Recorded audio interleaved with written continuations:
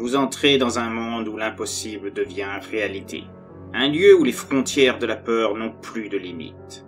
Des territoires où psychopathes, démons et autres créatures font de vos cauchemars un quotidien auquel vous ne pouvez échapper. Ce monde, je l'ai créé rien que pour vous. Entrez et venez affronter avec moi ce qu'il y a au-delà du portail, des histoires de l'autre monde. Bonjour à vous, chères créatures. Comme vous voyez, pour une fois, ce n'est pas mon avatar qui vient vous parler directement. J'avais envie de faire cette petite surprise pour vous récompenser en quelque sorte. Alors, je suis peut-être pas super à l'aise, hein, je suis désolé. C'est la première fois pour moi que je fais de la facecam. Donc j'espère que vous serez indulgents à ce niveau-là. Donc voilà, cette petite vidéo spéciale donc, pour répondre à toutes vos questions que vous m'avez posées. Donc vidéo exceptionnelle. Bon voilà, je sais pas trop ce que je peux dire de plus. On va passer tout de suite aux réponses aux questions avec la toute première. Alors oui, j'écris des livres, donc certains sont déjà au courant, mais qui sont pas vraiment complètement dans le cadre de l'horreur, mais j'ai publié un recueil de poésie qui traite de poèmes dans un registre un petit peu sombre malgré tout. C'est pas totalement horrifique, mais ça reste dans le domaine sombre. Et j'ai écrit aussi un recueil de nouvelles qui s'intitule « Sous des horizons différents », qui traite de plusieurs thèmes en fait. Il y a du thriller, il y a du fantastique, il y a un conte, une petite fable et un ou deux récits horrifiques quand même.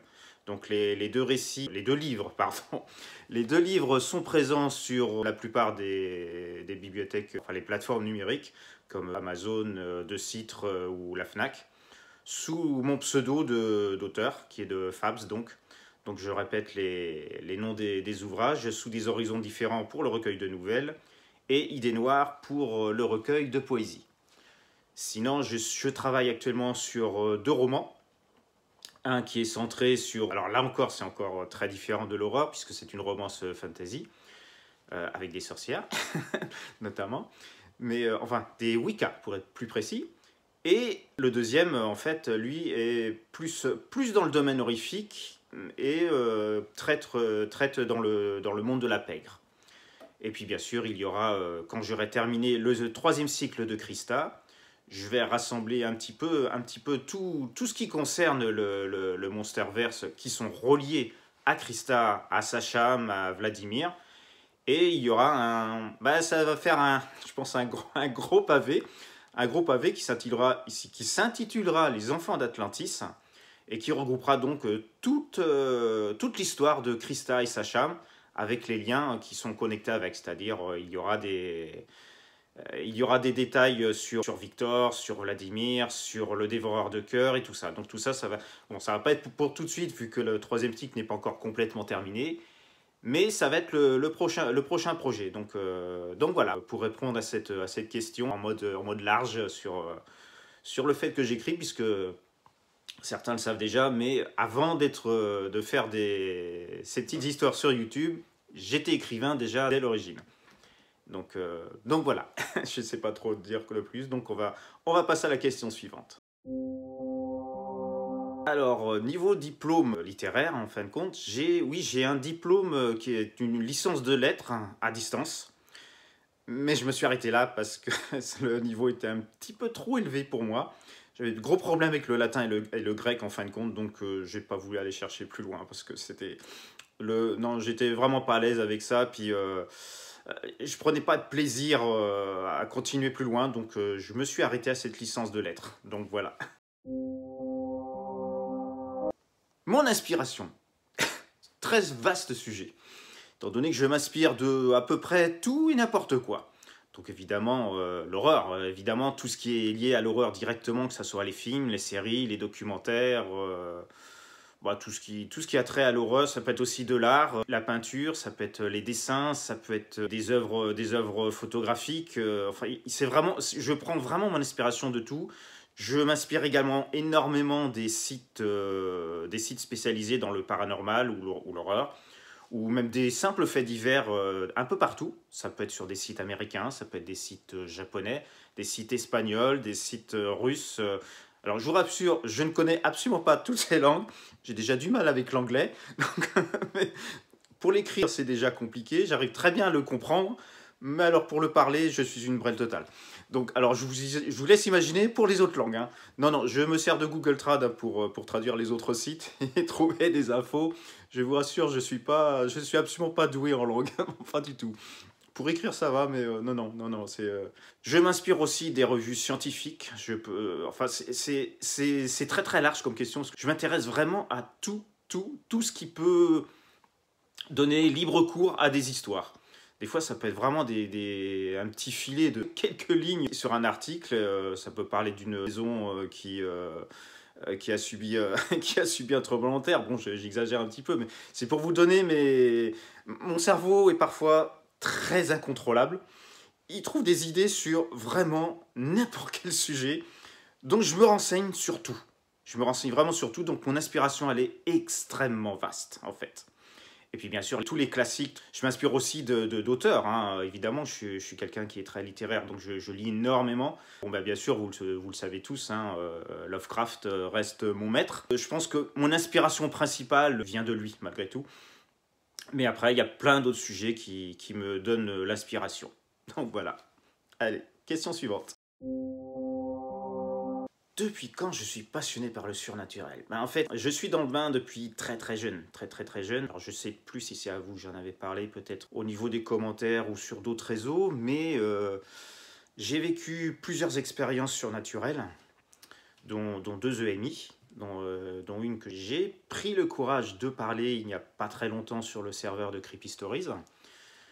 Qui m'est arrivé juste après le mariage d'une amie. Donc, bon, c'était une expérience assez, bon, comme vous pouvez en douter, très troublante.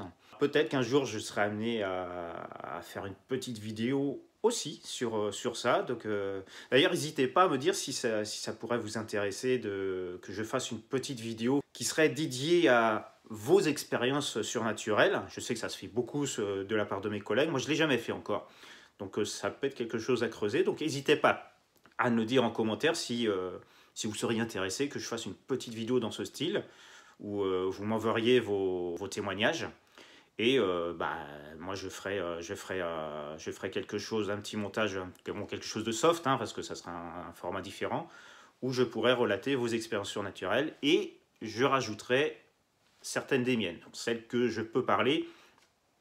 Parce que la plus troublante de toutes, c'est celle que j'ai eue très très jeune et qui m'a en quelque sorte incité à me lancer dans l'écriture.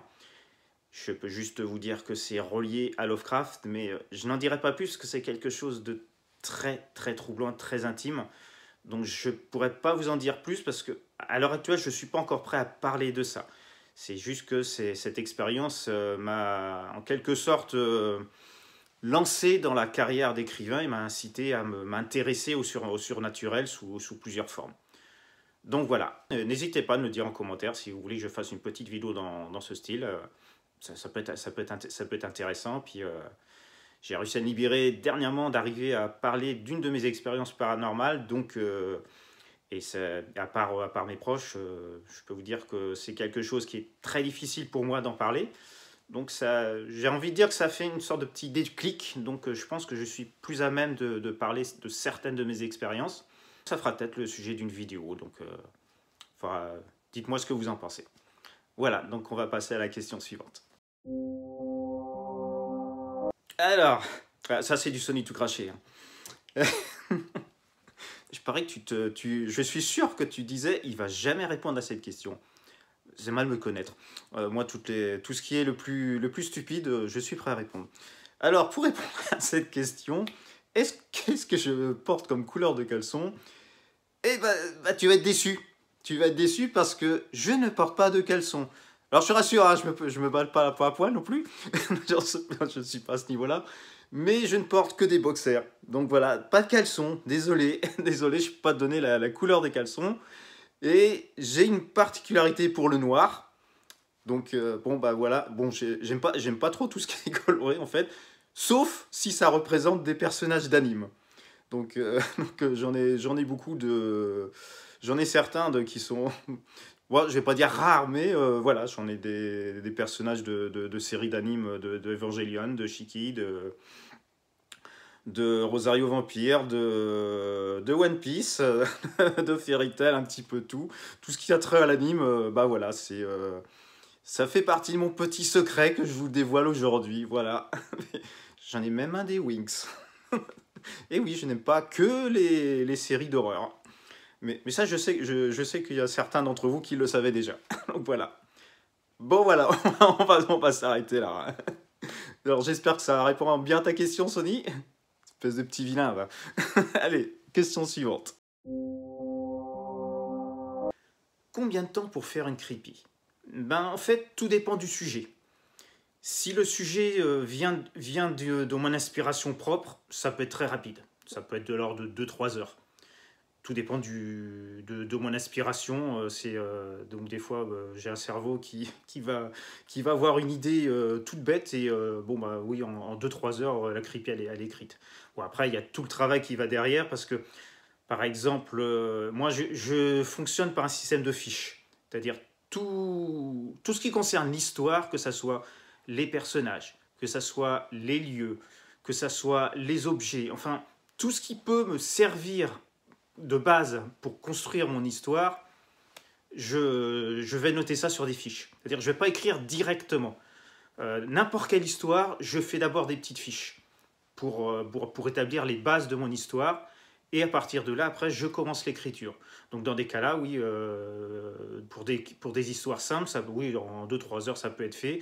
Pour certaines qui nécessitent des recherches un petit peu plus poussées, où là, je dois chercher sur Internet ou dans mes bouquins, que s'il y a un truc que je me souviens, mais que je ne sais plus trop les détails, donc je vais me replonger dedans pour revoir certains petits détails. Là, ça peut monter à 1 semaine, 2 semaines, voire plus, hein. Et quand c'est des sujets qui sont vraiment très pointus, c'est-à-dire tout ce qui concerne le Monsterverse, par exemple, tout ce qui concerne les questions scientifiques, là, bon, évidemment, je ne sais pas tout, hein, je suis pas omniscient. J'aimerais bien, mais je ne le suis pas. Donc là, dans ces cas-là, forcément, ça demande énormément de recherche. Énormément de recherche parce que j'ai beau avoir pas mal de connaissances, il y a des trucs je ne sais pas. Je ne sais pas, ou après il y a une formulation à adopter, puis même dans des cas comme ça m'arrive encore de faire des erreurs, hein. Certains s'en sont aperçus, hein. Je ne suis pas, malheureusement, je ne suis pas infaillible. Mais enfin, j'essaye, dans la mesure du possible, de faire le plus de recherches possible avant d'établir mes fiches et avant de commencer à écrire. Alors là, tout ce qui est de l'ordre scientifique, notamment tout ce qui concerne le Monsterverse ou la saga Titan, ça peut demander plusieurs mois de travail. Un épisode de Titan, par exemple, c'est facilement 3 à 4 mois de préparation. Entre les recherches, entre l'établissement des fiches, la structure du scénario, vraiment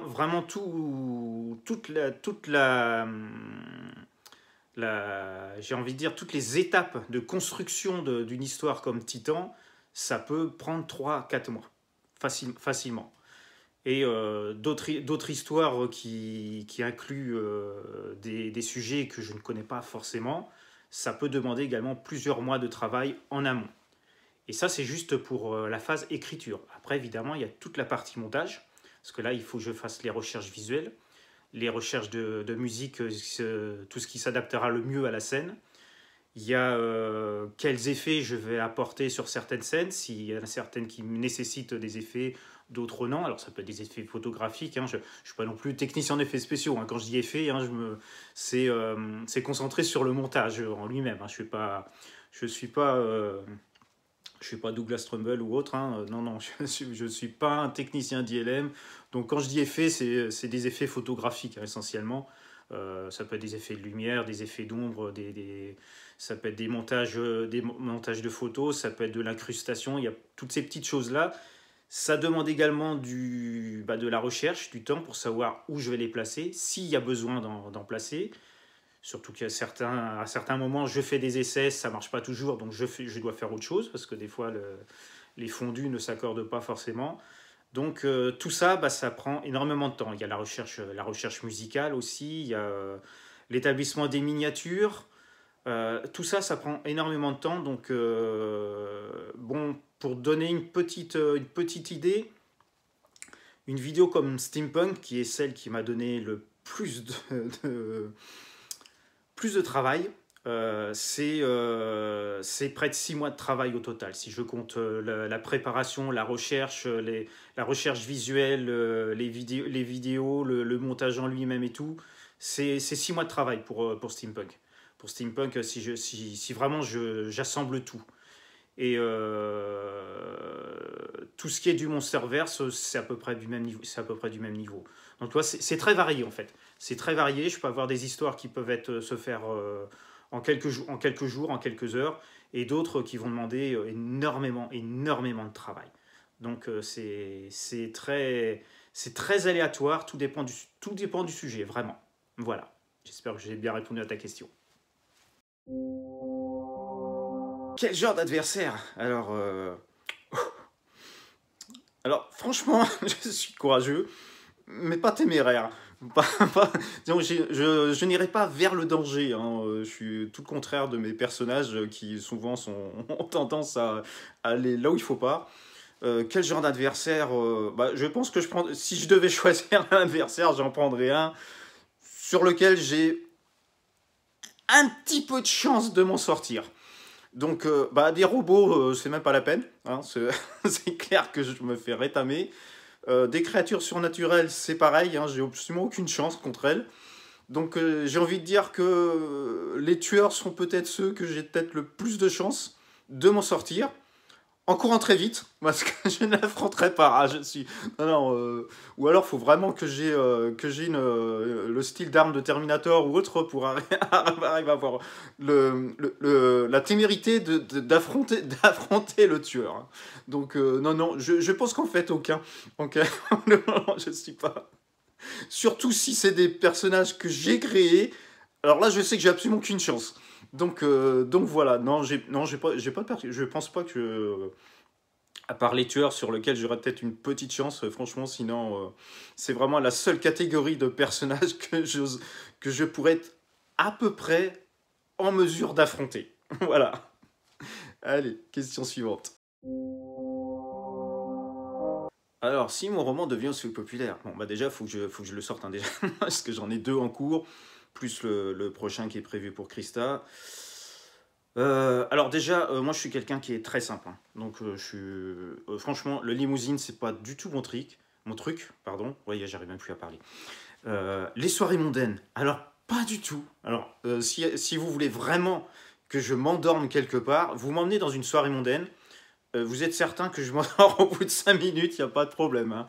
Ou alors je passe ma soirée au bar pour essayer de me remettre du fait que je me retrouve dans ce piège.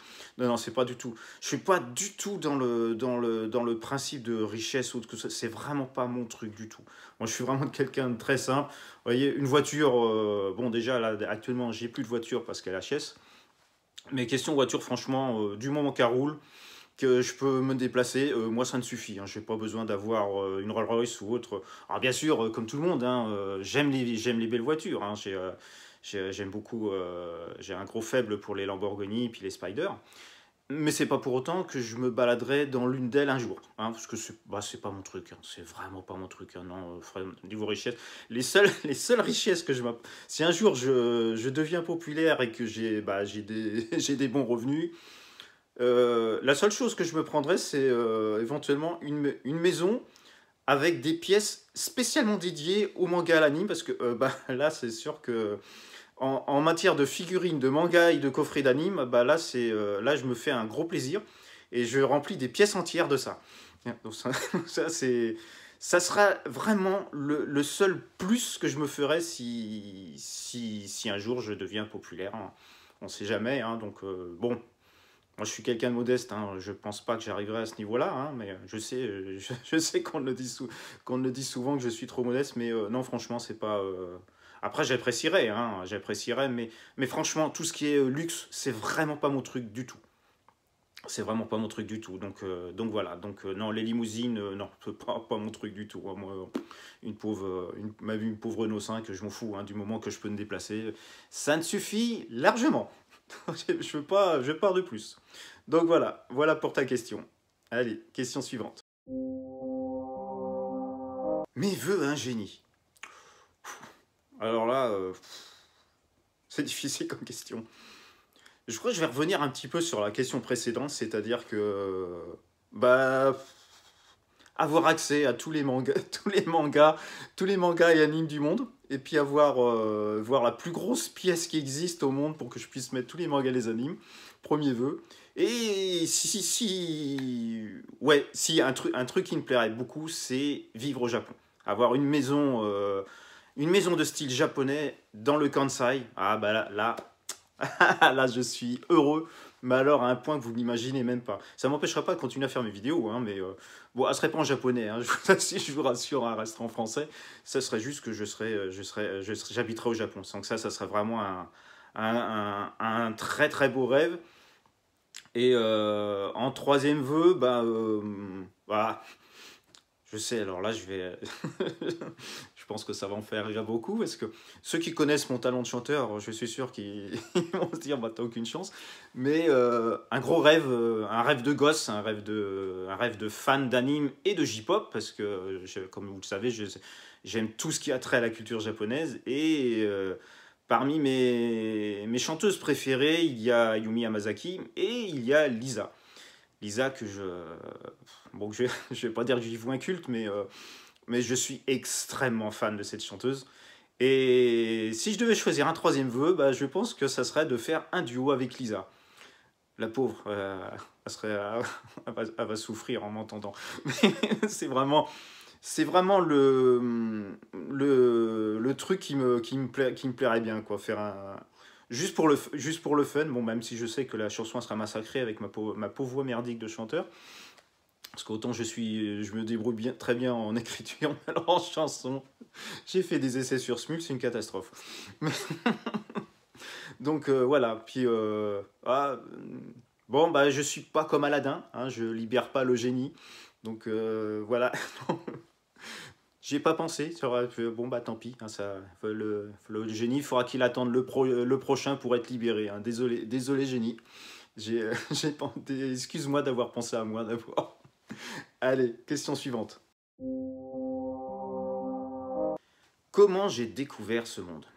Bah, je l'ai découvert très jeune en fait, puisque comme je l'ai dit tout à l'heure, j'ai été confronté au paranormal très jeune, à l'âge de 8 ans. Ma première expérience paranormale dont je vous ai parlé tout à l'heure, je l'ai eue à 8 ans. Et à partir de là, ça a été un effet de boule de neige, hein. Je me suis intéressé à tout ce qui avait trait au surnaturel, parce que d'une part, je voulais comprendre ce qui m'était arrivé. Et donc, à partir de là, j'ai découvert d'autres faits, tout le monde du surnaturel.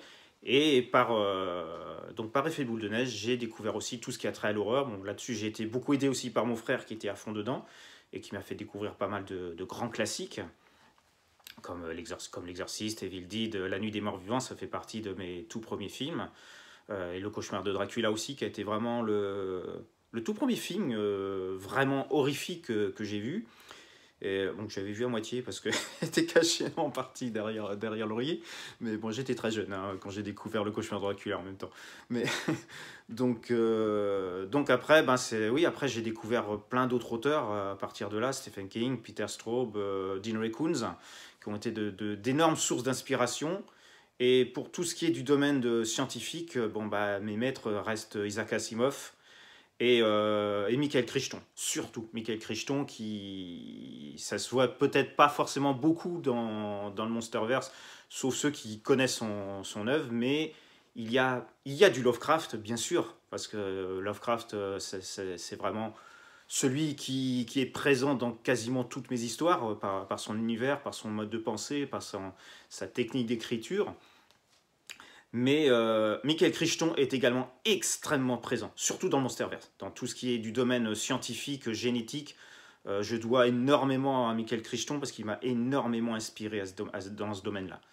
Donc voilà, comment j'ai découvert ce monde, ça s'est fait par petites étapes et jusqu'à maintenant. Donc j'ai commencé par des petits récits courts à écrire.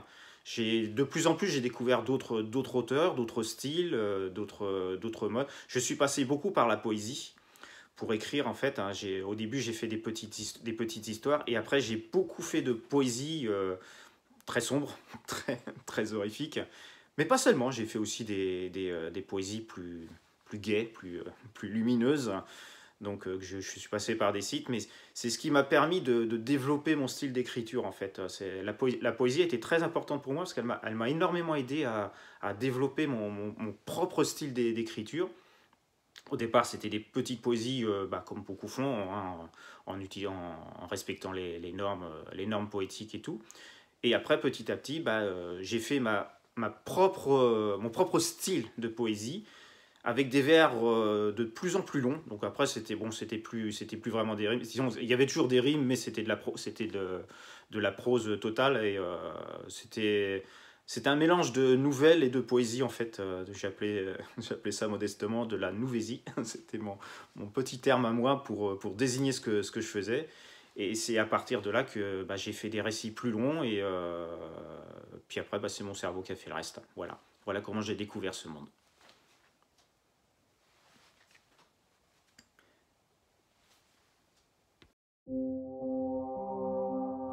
Alors, le fond que je présente en dessin. Alors, l'idée n'est pas de moi, ce n'est pas moi qui ai eu l'idée au départ, ça je le dois à Requiem.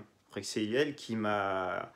parce qu'elle venait de faire elle aussi le même principe, qui vient d'une autre personne encore, qui vient de Cartoon Horror Show. À l'origine, c'est lui qui a été la source d'inspiration de Requiem pour faire son propre avatar et faire son fond. Et elle m'a donné l'idée, disons elle m'a plus ou moins conseillé de faire la même chose sur ma chaîne pour donner quelque chose de différent, pour donner une identité à ma chaîne. Et donc, j'ai contacté la personne qui lui avait fait son avatar et son fond. Et donc, je lui ai donné mes recommandations, parce que je voulais quelque chose dans l'esprit Lovecraft, évidemment, hein, puisque ça reste celui qui me relie vraiment au monde de l'horreur. C'est Lovecraft que je vois partout, mais ça, je pense que vous l'avez compris. donc voilà, le fond animé vient, le personnage, le fond animé, en fait, c'est... l'idée n'est pas venue de moi directement, c'est Requiem qui m'a incité à faire la même chose. Et je la remercierai jamais assez à ce niveau-là, parce que ça a vraiment été une révolution pour ma manière de faire mes vidéos, parce que à partir de là, c'est là que j'ai eu l'idée de faire des vidéos de plus en plus complexes en utilisant beaucoup de vidéos, beaucoup d'effets, beaucoup de superpositions. En fait, je découvre tous les jours sur mon logiciel, je découvre plein de nouveaux trucs, donc j'en teste très très souvent. C'est pour ça que les vidéos me prennent de plus en plus de temps. Mais bon, je préfère la qualité à la quantité. Je préfère faire... Donc là, c'est sûr que les durées entre chaque vidéo s'allongent, mais c'est parce que j'ai tendance à être un petit peu maniaque et très à fond dans la qualité. Donc je tiens à vous offrir la meilleure qualité possible pour suivre à fond la ligne scénaristique. Donc voilà, le fond animé, il vient de là. Il vient de là, et puis j'en suis très content. Je suis très content. Donc Requiem, si tu m'écoutes, merci beaucoup de m'avoir incité à faire la même chose que toi. Parce que ça a vraiment donné une identité à ma chaîne, et ça m'a vraiment permis d'évoluer complètement dans ma manière de faire des vidéos. Voilà. Depuis quand je m'intéresse au creepypasta? En fait, c'est très récent. Alors, si je suis à fond dans l'horreur depuis de nombreuses années, le creepypasta, c'est très très récent. En fait, je l'ai découvert quelques mois avant le lancement de ma chaîne, par le biais d'une amie, bon, avec qui je suis malheureusement fâché depuis, mais bon, ça c'est autre chose, sans rapport avec YouTube d'ailleurs. Mais bon, ça je vais pas m'étaler là-dessus, mais malgré tout, même si on s'est un petit peu fâché, c'est elle qui m'a fait découvrir le creepypasta, parce que je vous avouerai qu'avant je connaissais YouTube, mais je ne savais pas vraiment l'existence du creepypasta. C'est vraiment elle qui m'a fait découvrir le monde du creepypasta. Donc je lui en suis énormément reconnaissant. Et c'est également elle qui m'a incité à créer ma chaîne, qui m'a conseillé pour me dire comment créer la chaîne, comment faire des vidéos. Elle m'a donné des pistes pour les logiciels à utiliser et tout. Donc, si je suis sur YouTube aujourd'hui à vous conter mes histoires, c'est énormément grâce à elle. Donc, je regrette qu'on soit un petit peu fâché, mais bon, disons qu'on n'avait pas les mêmes idées sur pas mal de choses. Mais bon, donc voilà, le creepypasta, je l'ai découvert comme ça. Et bah, petit à petit, j'ai découvert tous les grands auteurs, hein, tous les grands conteurs et conteuses. Parmi les premiers que j'ai rencontrés, c'est Sony, hein, ça a été le premier. Ça a été vraiment un des tout premiers que j'ai écouté avec Skull et Mademoiselle Macripsta. Et Ivy. C'est vraiment les tout premiers conteurs que j'ai découverts. Et donc j'ai écouté beaucoup d'histoires d'eux avant de lancer ma chaîne YouTube. Et par la suite, j'ai découvert plein d'autres conteurs. Et comme j'adore collaborer, j'adore collaborer avec eux. Vous voyez, hein, c'est un petit peu, alors, je vais pas dire ma marque de fabrique, hein, je suis pas le seul à en faire.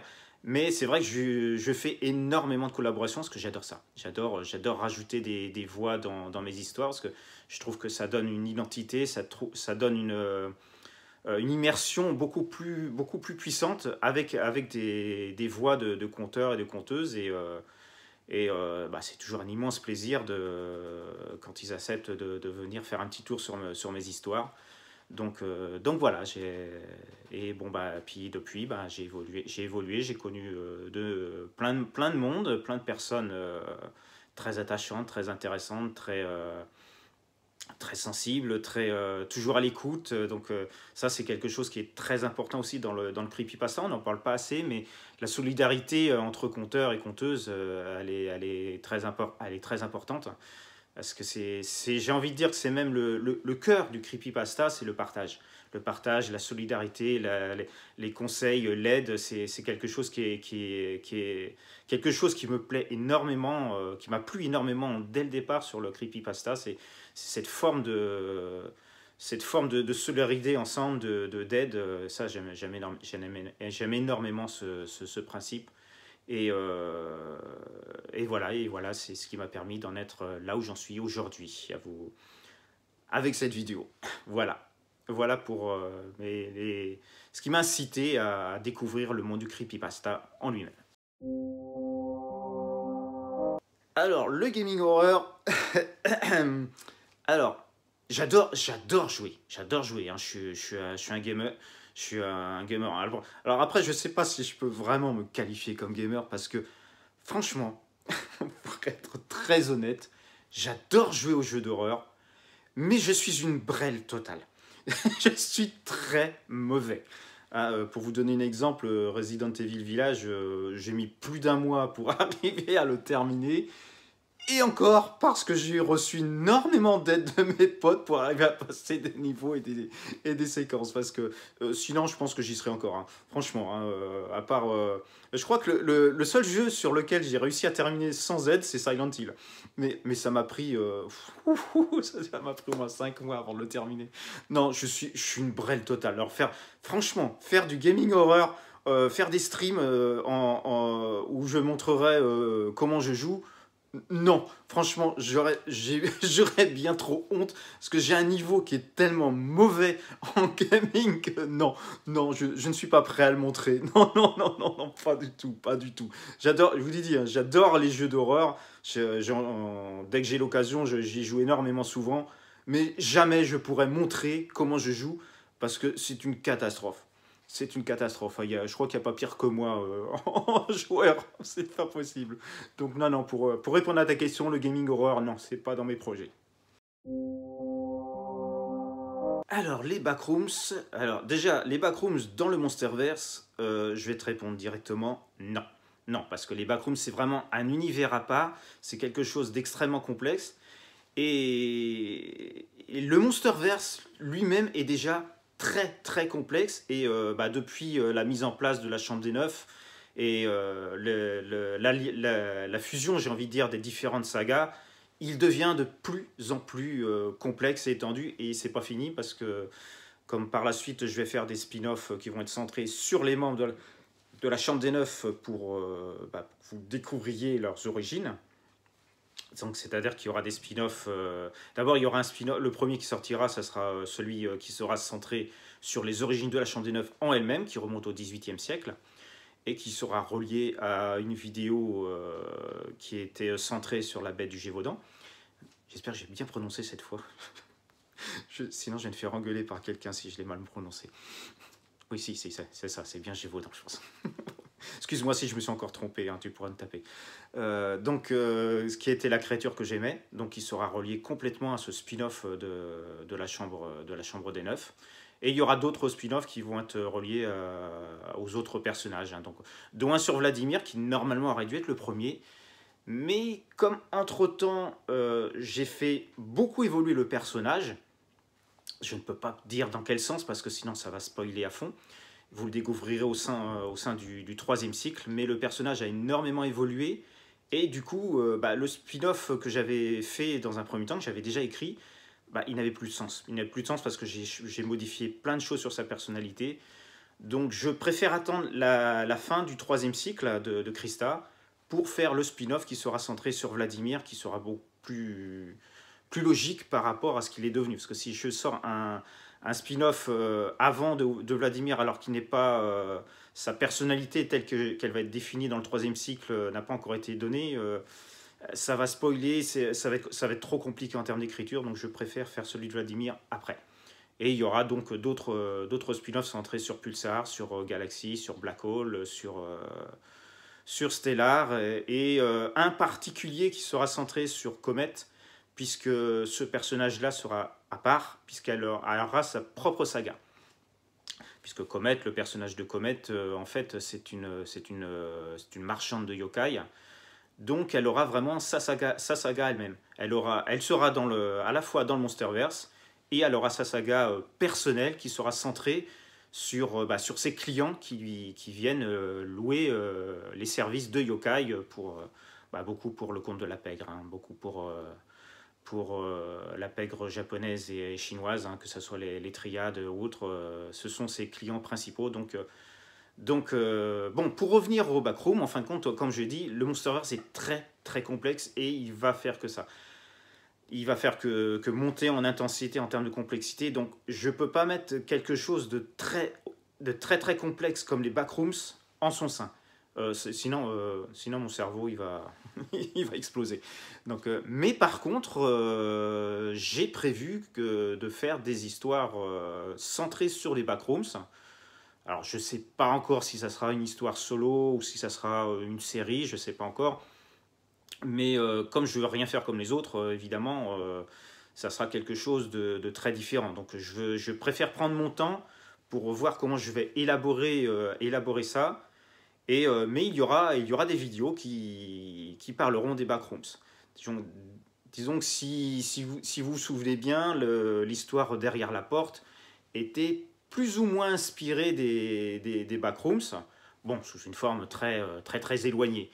Mais derrière la porte avait déjà des petits prémices des backrooms. Disons que ça avait été une de mes sources d'inspiration. Mais j'ai prévu de faire quelque chose qui sera vraiment complètement centré sur les backrooms. Mais ça prend du temps à développer. Donc vous inquiétez pas, je vous tiendrai au courant dès que j'ai mis ça au point. Et puis il y aura des vidéos sur les backrooms. Mais je veux faire ça bien. Je veux faire ça de quelque chose de très différent à ma sauce. Donc il faudra juste être un petit peu patient, mais il y aura des backrooms sur la chaîne. Voilà. Alors, moutarde ou ketchup? Vaste question. Alors, c'est pas que j'utilise pas le ketchup, mais on va dire que c'est parce que je suis pas super fan, hein, du ketchup en fait. À part peut-être avec mes œufs, mais sinon je suis pas trop. Moi, en fait, je suis très mayonnaise. Je mets de la mayonnaise partout, même dans des plats qui sont pas du tout prévus pour ça. Donc, il y a plusieurs de mes potes qui pourront, ils pourront témoigner de ça parce qu'ils l'ont vu. Ils l'ont- je pense que c'est un petit peu depuis qu'ils me considèrent comme un dérangé total. Parce que, bah, pour vous donner une idée, moi je mets de la mayonnaise même dans la soupe, hein, donc voilà. Donc voilà, donc ça fait partie de mes petits délires, hein, donc moi je trouve ça super bon. Bon, les autres, ils se posent des questions sur mon état de santé mentale, mais je mets de la mayonnaise vraiment un peu partout, dans des trucs pas possibles. Et sinon, si je devais choisir entre moutarde et ketchup, pour répondre à ta question quand même si je suis plus mayonnaise, je choisirais la moutarde, mais pas la moutarde classique. Donc moi je suis à fond dans tout ce qui est cuisine japonaise. Donc forcément, si je devais choisir entre moutarde et ketchup, bah, ça sera la moutarde, mais la moutarde japonaise, la wasabi, donc je suis très très friand. Trop, trop, trop. C'est un peu comme la mayonnaise, tout ce qui est plat asiatique, s'il n'y a pas de wasabi dedans, ça va pas. Donc voilà, voilà pour répondre à ta question. Alors, qu'est-ce que je pense des creepypastas tirés d'animes et de jeux vidéo? Bah, pour en faire moi-même, hein, tu te doutes bien que moi j'adore ça, j'adore ça. Et particulièrement les creepypastas qui détruisent, qui détruisent les dessins animés de l'enfance, hein. Moi, après, j'ai pas. C'est tellement vaste, c'est tellement vaste. Mais bon, je l'ai déjà fait, hein, toi. Bon, je pense que tu te souviens de. Bon, c'était peut-être pas la meilleure que j'ai faite, mais j'ai fait celle sur Among Us. Par contre, celle que je suis beaucoup plus fier, c'est celle sur Resident Evil, parce que c'était un vrai plaisir à écrire. C'était un vrai plaisir à écrire et c'est ce qui m'a permis d'introduire le personnage de Beerus. Donc, euh, donc, euh, donc c'était un double plaisir. C'était un double plaisir de faire une fanfiction centrant des personnages d'univers différents. Ça c'est un truc que j'adore. C'est un truc que j'adore et bah, je l'ai fait il n'y a pas très longtemps sous forme de troll pasta avec la Team Rocket, dont je prépare un deuxième volet, hein, où ils seront confrontés à un autre grand personnage du creepypasta. Mais je ne dis pas qui, je garde la surprise. Il y en a quelques-uns qui sont au courant, mais ça va être quelque chose d'aussi énorme que contre le Cartoon Cat, hein, ça vous pouvez être certain, mais ça va être quelque chose de bien délirant aussi.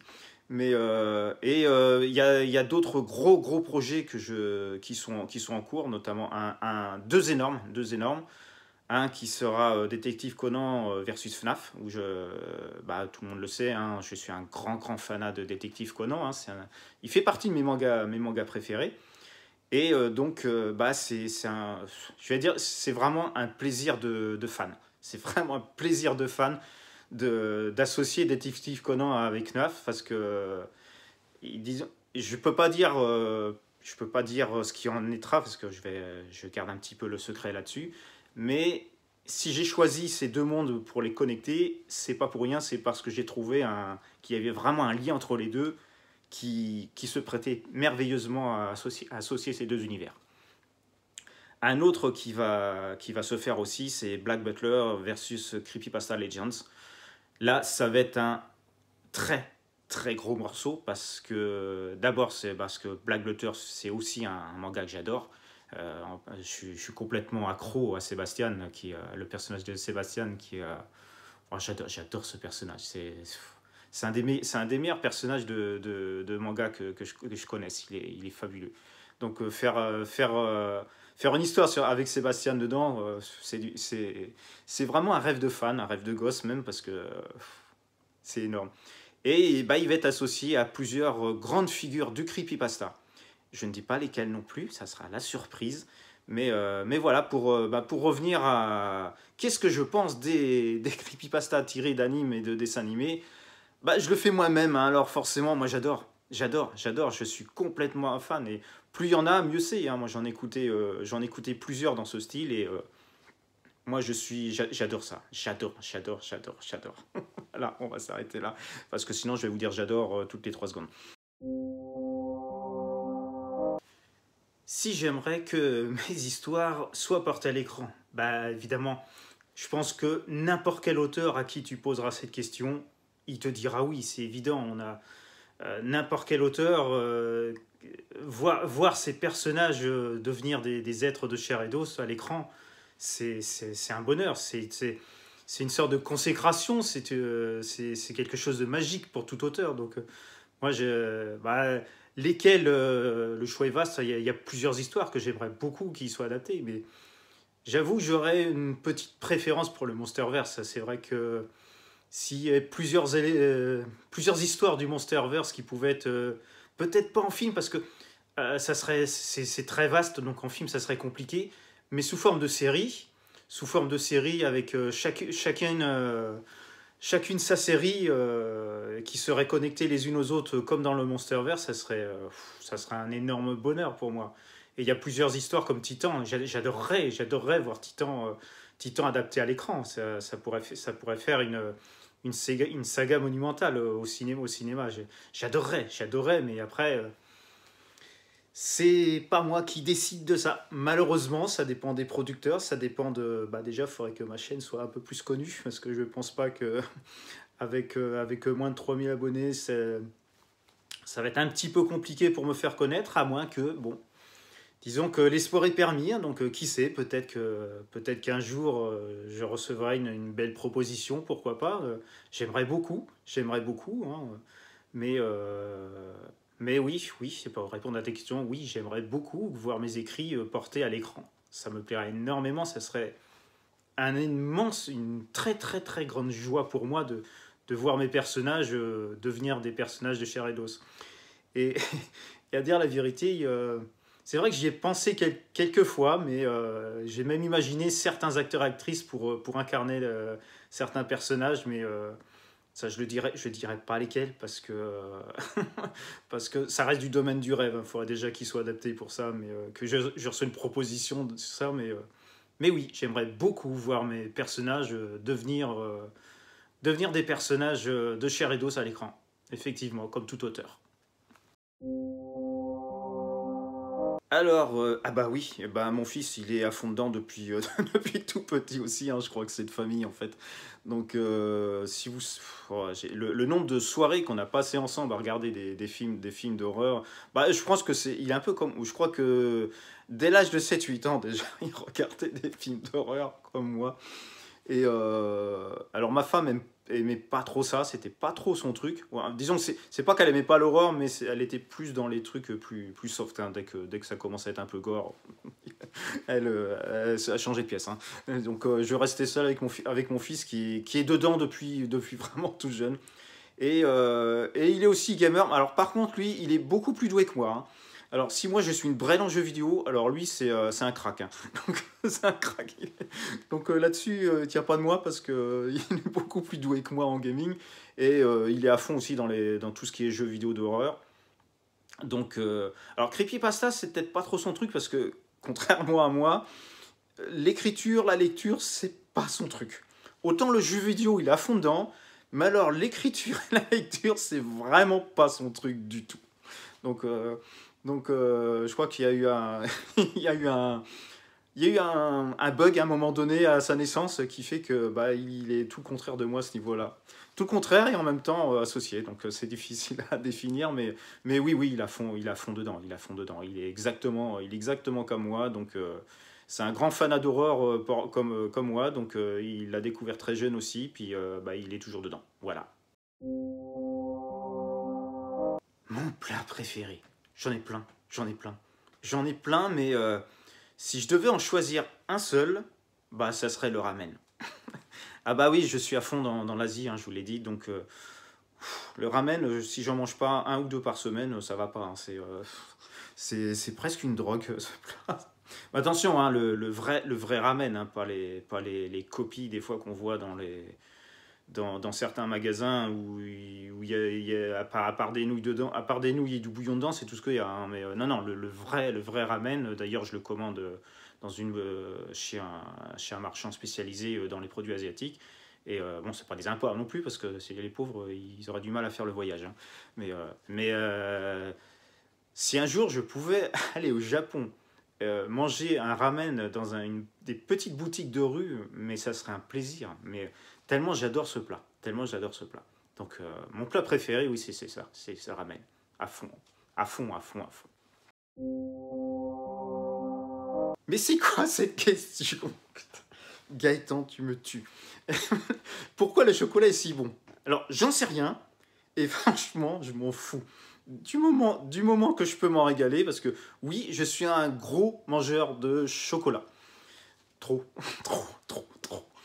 Bon, pas autant que d'autres, hein. Il y a pire que moi, hein, mais oui, j'aime énormément le chocolat, avec une petite particularité pour le chocolat noisette.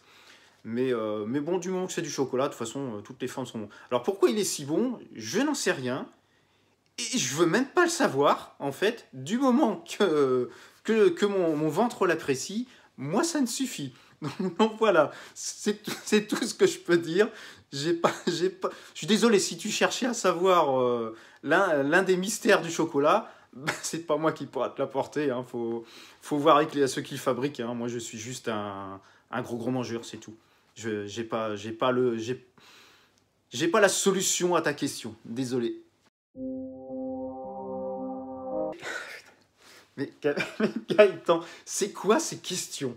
Le grand secret de l'univers. Tu m'as gâté avec tes questions, toi, franchement. Le grand secret de l'univers. J'en sais rien. J'en sais rien. Je suis pas physicien.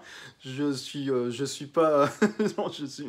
Non, bah j'en sais rien. J'en sais rien. Puis franchement, bon, je vais pas dire je m'en fous, parce que bon, comme tout le monde, je suis un peu curieux. Si un jour il y en a qui le découvrent, hein, je suis preneur. Mais je ne le connais pas, Gaëtan. Même si je suis à fond dans beaucoup de récits scientifiques où j'utilise énormément la science, j'étudie, je lis pas mal d'articles scientifiques, c'est ce qui me permet de développer mes histoires pour le Monsterverse ou la saga Titan. Mais franchement, je ne peux pas répondre à cette question parce que je n'en sais absolument rien. Qu'est-ce que c'est que cette question, Gaëtan? Qu'est-ce que c'est que cette question? Les musiques de mes vidéos, alors, si je reprends les toutes premières, hein, bah, j'ai fait comme tout le monde hein, au début, quand j'ai commencé à me lancer dans le creepypasta, j'ai fait comme tout le monde. J'ai fait comme tout le monde. Hein, bon, on m'a conseillé Miyu. Hein, bon, je pense que c'est Miyu, c'est un peu la base la base de tout auteur de creepypasta qui vient sur YouTube. Je pense que forcément, il utilise du Miyu. Hein, c'est automatique. Donc ça a été un des premiers. Puis après, bah, j'ai découvert d'autres chaînes YouTube qui proposaient de la musique libre de droit. J'ai découvert d'autres banques de données, en quelque sorte, d'autres sites où on proposait de la musique libre de droit. Donc j'ai essayé plusieurs auteurs.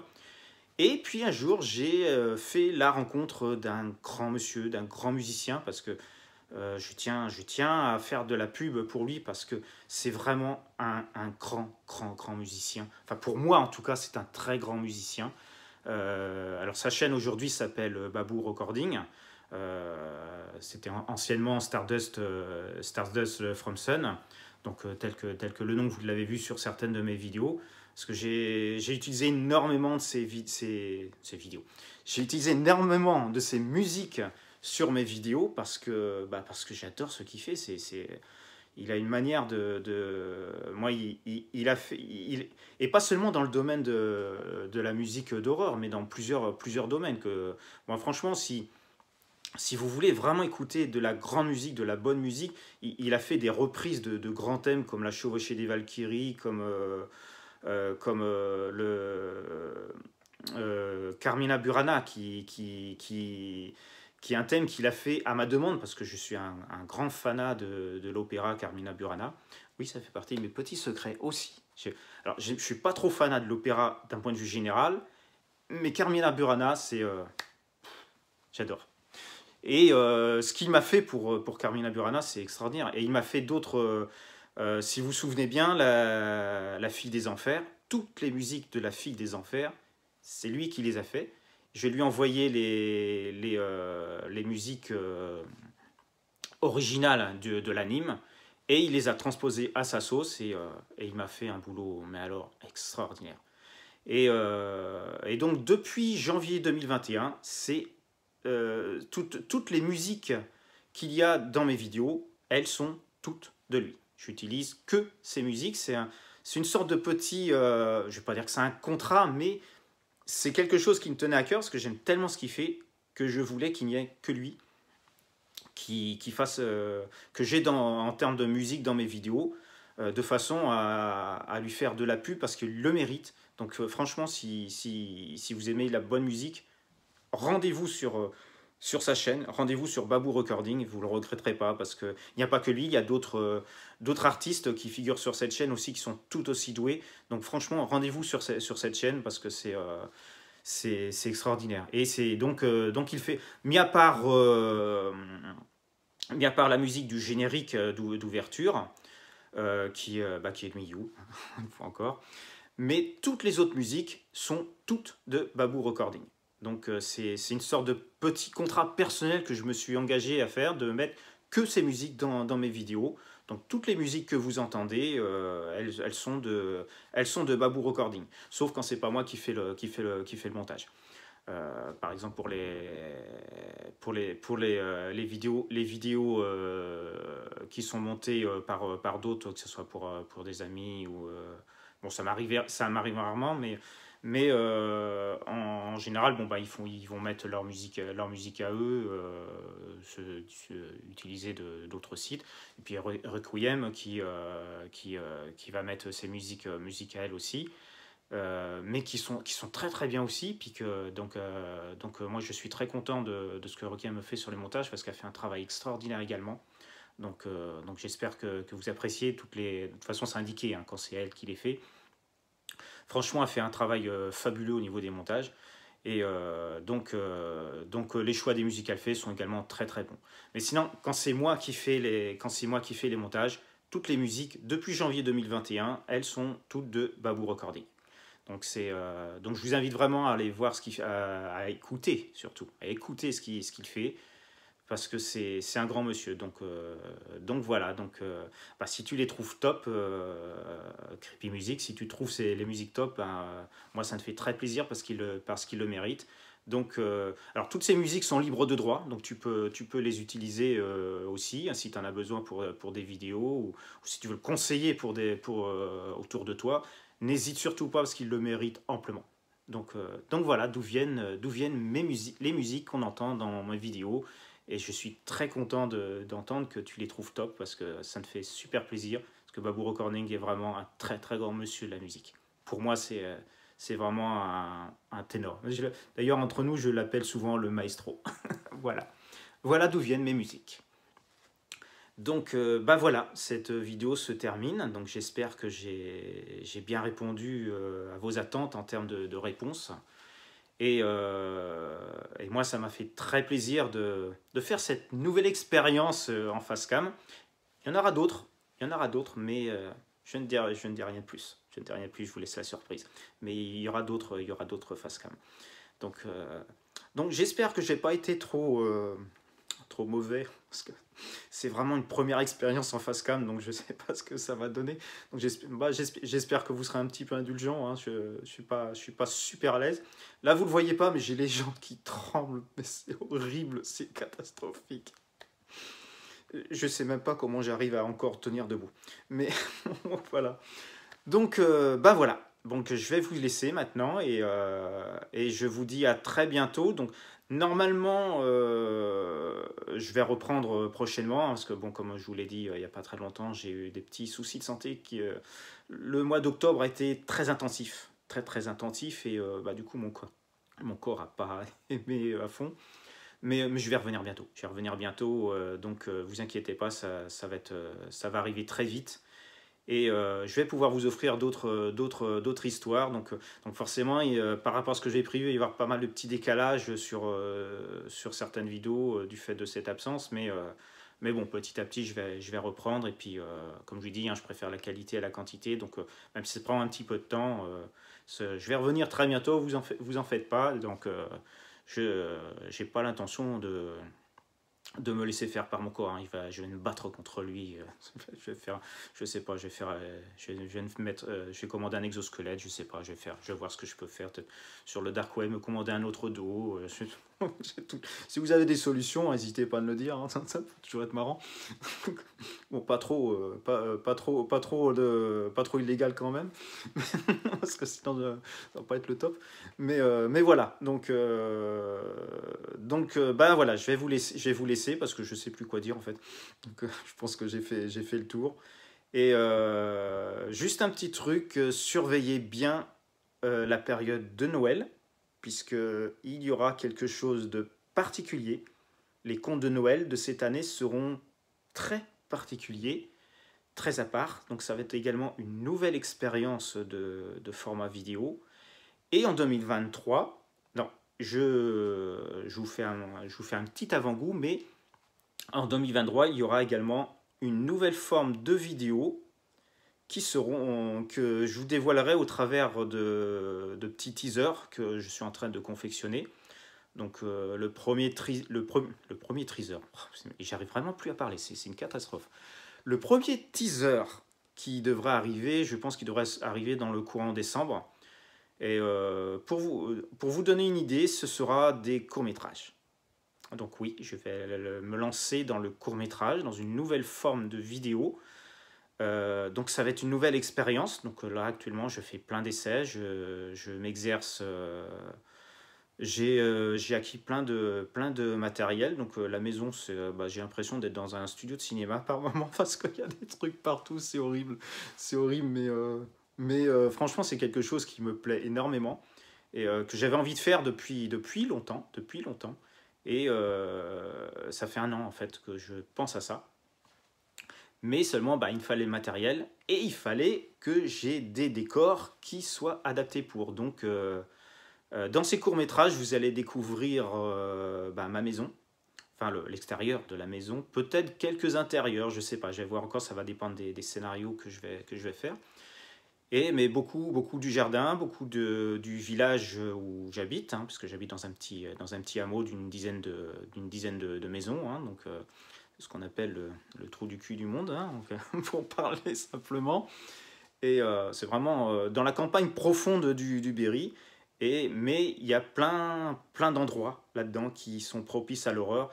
Et il y a plein de lieux dans mon jardin que j'ai aménagé. J'ai fait pousser de l'herbe exprès. Il y a certains endroits que j'ai laissés exprès un petit peu sans entretien pour donner cette impression de cadre horrifique qui sera parfait pour les futurs courts-métrages, format vidéo qui arrivera donc en 2023. Mais j'aurai l'occasion de vous en reparler par la suite, très, très bientôt. Donc il y aura un premier teaser qui arrivera dans le courant décembre. Donc j'aurai l'occasion de vous reparler de ce futur gros projet qui va vraiment être complètement à part sur la chaîne, parce que les courts-métrages, c'est quelque chose d'énorme en termes de préparation, de tournage et tout. Donc c'est quelque chose de très nouveau, mais j'y pense depuis un moment. Et là, j'ai décidé de me lancer avec le soutien de plusieurs personnes. Donc là encore, je remercie Requiem et Cartoon Horror Show qui me donne énormément de conseils sur la manière de faire, qui m'encourage énormément à me lancer dans ça, puis dans d'autres petits projets qui sont en cours, qui se feront petit à petit. Donc merci à vous et merci à tous ceux d'autres qui m'ont encouragé à me lancer dans ce futur gros format qui arrivera en 2023. Bon, je vais arrêter de causer maintenant, hein, parce que c'est plus une vidéo, là, c'est carrément un documentaire que j'ai fait. Allez, je vous dis donc à très bientôt sur la chaîne de Histoire de l'Autre Monde pour de nouveaux récits horrifiques. Et voilà, à bientôt.